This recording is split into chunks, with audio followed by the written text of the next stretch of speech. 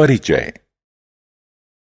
बच्चों, कभी कभी हमें ऋणात्मक चिन्हों से युक्त संख्याओं के प्रयोग की जरूरत होती है। तापमान को रेखांकित करते समय हमें इसकी जरूरत होती है। ठंडे प्रदेशों में जहां तापमान 0 से नीचे चला जाता है, ऐसी स्थिति में तापमान को रेखांकित करने के लिए हमें ऋणात्मक संख्याओं की जरूरत महसूस होती है। इस पाठ में हम लोग ऋणात्मक, धनात्मक एवं पूर्ण संख्याओं के समूह, जो पूर्णांक भी कहलाते हैं, उनके बारे में सीखेंगे।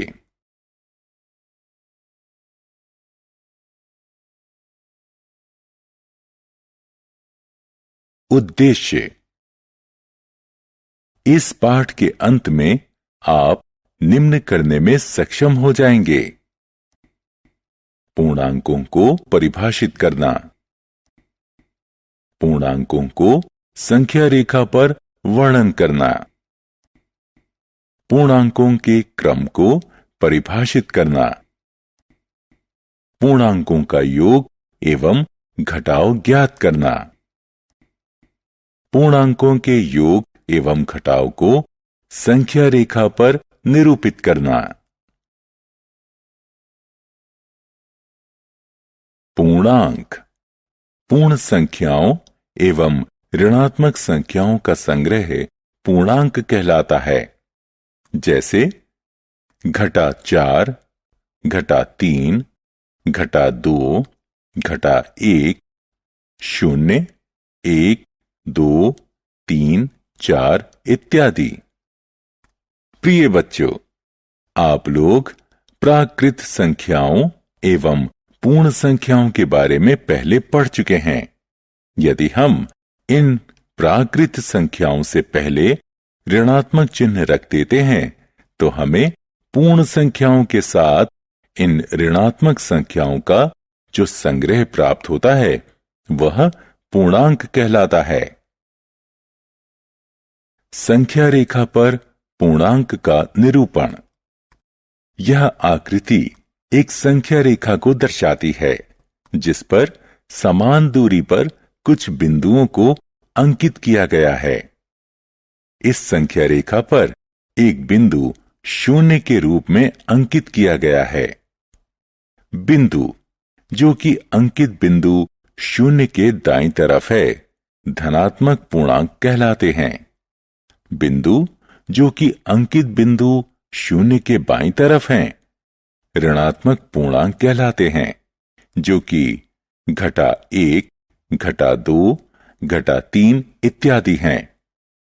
इस प्रकार के पूर्णांकों का निरूपण संख्या रेखा निरूपण कहलाता है। यहां जमा 2 अंकित करने के लिए हम समान दूरी से दो बिंदु 0 से दाईं तरफ बढ़ते हैं। इसी प्रकार घटा 5 अंकित करने के लिए हम 0 से 5 बिंदु बाईं तरफ बढ़ते हैं। पूर्णांकों का क्रम। एक बार पुनः संख्या रेखा पर अंकित पूर्णांकों का अध्ययन करते हैं।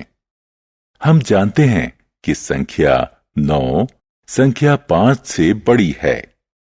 अब जबकि हम संख्या रेखा को देखते हैं, तो ज्ञात होता है कि संख्या 9 संख्या 5 से 4 अंक दाईं तरफ की दूरी पर है। इसी प्रकार संख्या 5 0 से बड़ी है, इसलिए यह 0 से दाईं तरफ है। चूंकि 0 घटा 2 से दाईं तरफ है, अतः यह घटा 2 से बड़ी है। इसी प्रकार घटा 2 घटा 7 से दाईं तरफ है, अतः घटा 2 घटा 7 से बड़ी है। इस प्रकार हम देखते हैं कि संख्या रेखा पर बड़ी संख्या दाईं तरफ अंकित की गई है तथा अपेक्षाकृत छोटी संख्या संख्या रेखा पर बाईं तरफ अंकित की गई है।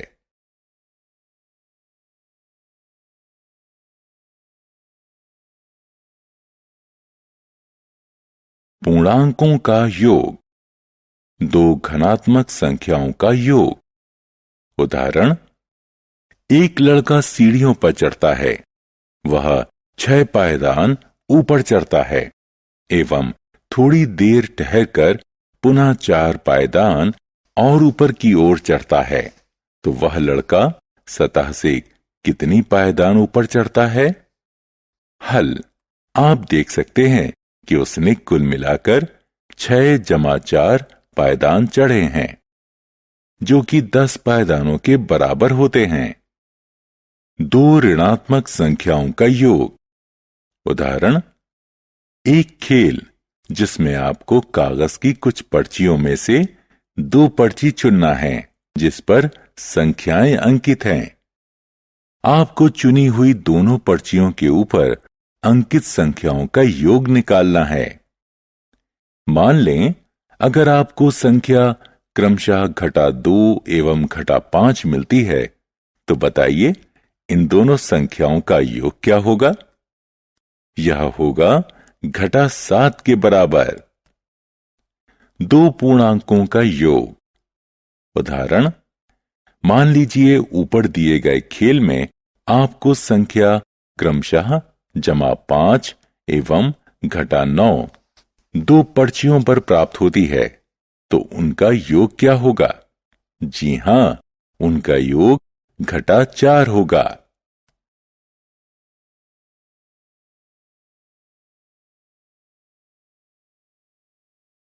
पूर्णांकों के योग का संख्या रेखा पर निरूपण।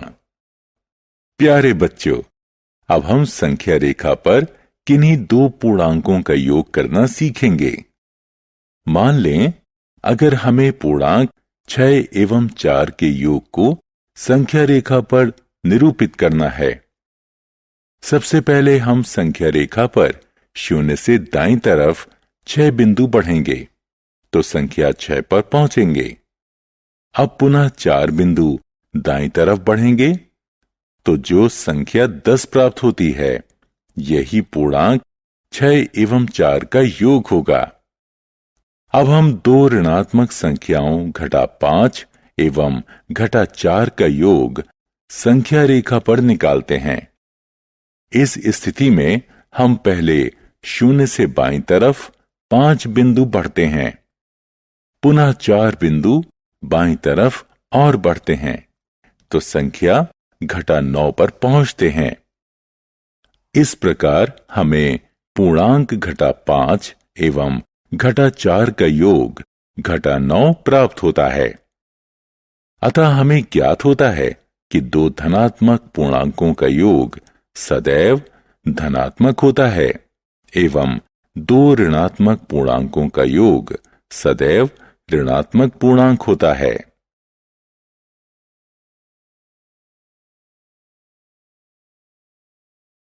योग व्युत्क्रम।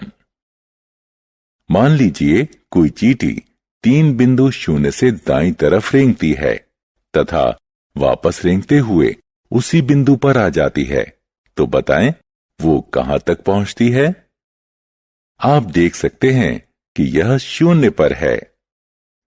इसी प्रकार 2 एवं -2 को जोड़ते हैं तो योग 0 होता है।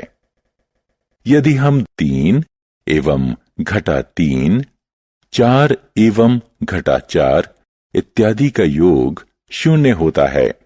अतः ये सभी पूर्णांक आपस में योग व्युत्क्रम कहलाते हैं।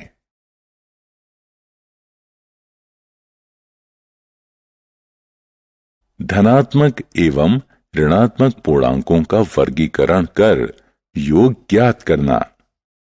उदाहरण, इस समीकरण का योग ज्ञात करो।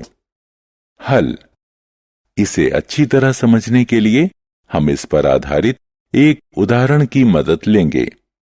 हम दी हुई संख्याओं को इस तरह से क्रम में रखते हैं जिससे कि सभी धनात्मक पूर्णांक एक साथ एवं सभी ऋणात्मक पूर्णांक एक साथ हों और यह हल करने पर -10 आएगा।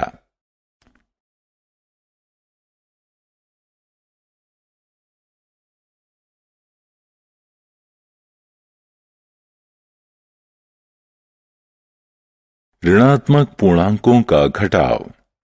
उदाहरण, घटा 10 में से घटा 5 को घटाओ। हल।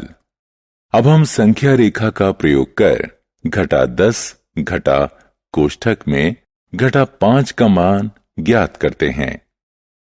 यह घटा 10 जमा 5 की तरह ही है। सबसे पहले हम घटा 10 से शुरू करके 5 बिंदु दाईं तरफ चलते हैं तो संख्या रेखा पर अंकित पूर्णांक घटा 5 पर पहुंचते हैं।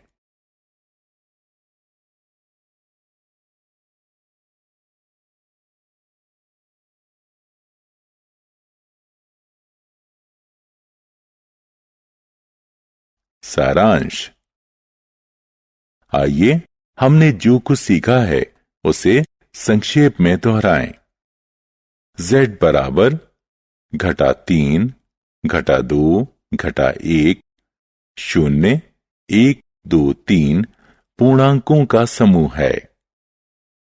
संख्या रेखा पर सभी ऋणात्मक पूर्णांक 0 से बाईं तरफ और सभी धनात्मक पूर्णांक 0 से दाईं तरफ होते हैं। संख्या 0 सभी धनात्मक पूर्णांक से कम होता है और ऋणात्मक पूर्णांक से बड़ा होता है।